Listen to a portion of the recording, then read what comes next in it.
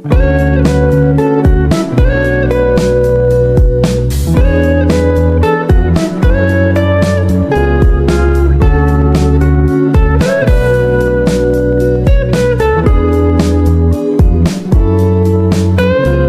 a wildfire, so many colors, but not enough to picture your smile.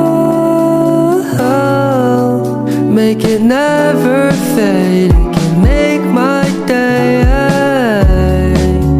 Just wait. Selamat siang Kak, mohon maaf mengganggu waktunya. Ya, Sebelumnya saya bicara dengan siapa ya? dengan Ari Satria. Oke, lanjut pertanyaan ya Mas. Bisa diceritakan sejak kapan kakak mulai usaha sablon ini? Kalau untuk usaha di sini udah mulai dari tahun 2012 gitu. Tadi sebelumnya kita di daerah Jati Bening. Apa yang menjadi alasan utama untuk membuka usaha sablon? Karena di tahun 2012 usaha sablon itu kan lagi booming-boomingnya ya. Nah dulu itu namanya ada sablon printing. Jadi kita coba buka gitu. Bagaimana proses awal membangun usaha sablon ini? Kita masih usaha rumahan pertamanya. Jadi kita masih dalam kayak ngontrak gitu Kak. Jadi hanya ada beberapa mesin yang kita jalanin sama desain yang basic standar. Oke, selanjutnya aku mau nanya alat dan bahan apa saja yang digunakan dalam proses sablon? Kalau untuk bahan di sini kita pakai tinta CYMK. Terus kalau untuk mesinnya di sini kita pakai mesin Epson. Selanjutnya, bagaimana langkah-langkah proses sablon dari awal hingga produknya jadi? Oke. Ini aku jelaskan ya. Kalau untuk sablon kita itu di sini kan sekarang itu pakainya metodenya DTF Kak. DTF itu dia pakai kertas film dulu. Jadi nanti kita masukkan kertas film di dalam mesin printer. Nanti kita baru print. Ya baru print. Nanti sampai keluar, baru kita press ke bahan kaos. Ada pakai mesin press. Nanti sampai di press sekitar 60 detik itu baru kita angkat, kita kelet baru oke. Satu lagi, bagaimana cara Masnya mempromosikan jasa sablon ini? Oke, kalau untuk promosi kita sekarang kan pakai media sosial ya. Kita jadi lewat TikTok sama Instagram. Nanti bisa dicari aja kita tukang sablon. Ya. Baik Kak, selanjutnya aku mau nanya, apa kendala terbesar yang pernah dialami dalam usaha sablon ini? Sejauh ini sih kalau kendala kita belum ada ya Kak. Cuman paling ada beberapa yang mungkin masukan kritik dan saran dari customer untuk peningkatan kualitas sablonnya aja. Bagaimana cara mengatasinya?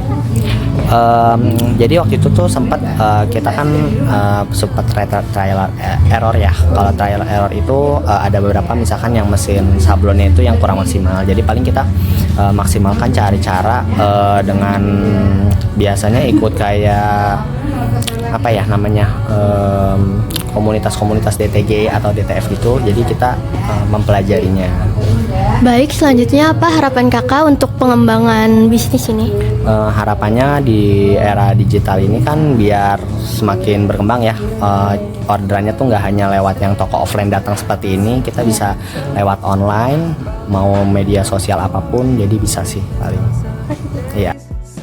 Oke, selanjutnya aku mau nanya, apa harapan atau rencana kakak dalam pengembangan usaha salon ke depannya?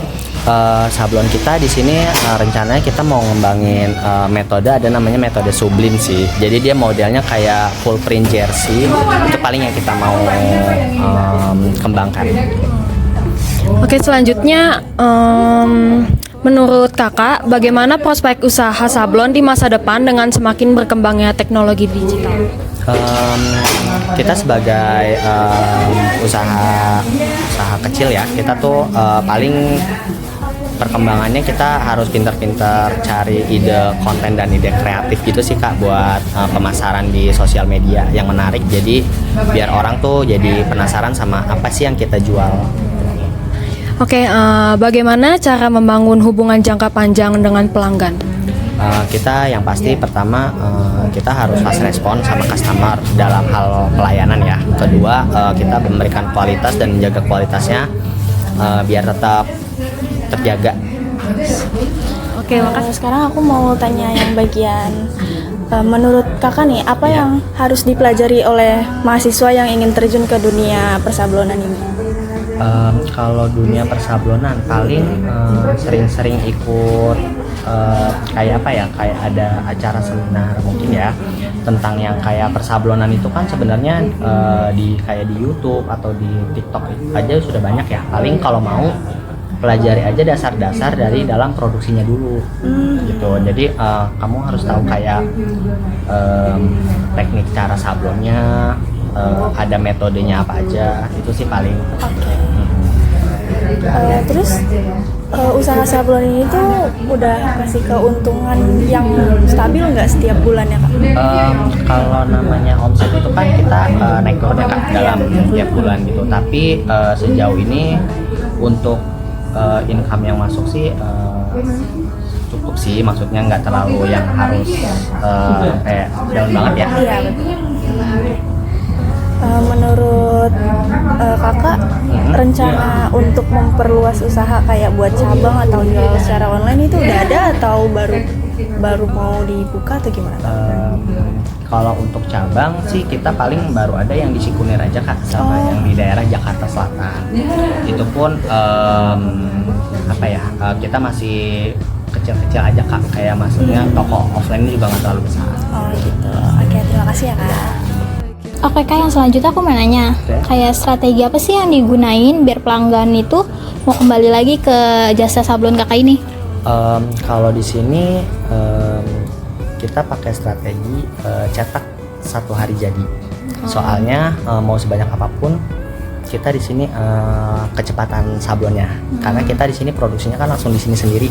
Kadang ada beberapa tempat sablon yang mungkin pusatnya ada di mana, dia hanya buka tokonya aja. Nah kalau di sini kita cetak sehari jadi. Terus apa sih yang pernah kakak terima dari pesanan jumlah besar, terus gimana cara ngatasinnya? Kalau untuk dalam jumlah besar biasanya kita kasih estimasi ke customer kita.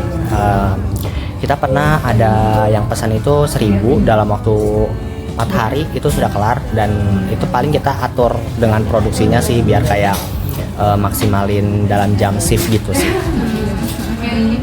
Terus bagaimana cara kakak menanggapi permintaan desain yang khusus dari pelanggan gitu? Kalau pelanggan ada yang minta request desain, itu biasanya kita mintain aja dulu. Dia kasih gambaran misalkan dalam bentuk di kertas gitu kak. Jadi misalkan gambarnya seperti apa, nanti baru kita coba aplikasikan. Kita pakai ininya kan Corel atau AI atau Photoshop biasanya. Udah sih kak, segitu aja pertanyaannya. Ya.